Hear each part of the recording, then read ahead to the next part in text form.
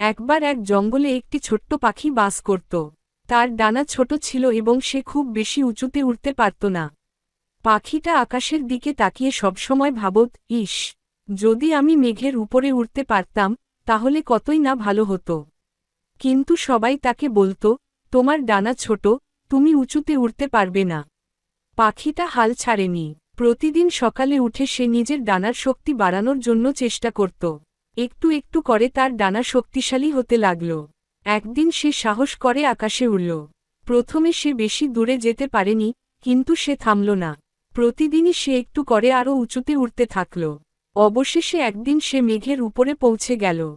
তখন সে বুঝল, যদি কেউ স্বপ্ন দেখে এবং কঠোর পরিশ্রম করে, তাহলে অসম্ভব বলে কিছুই নেই।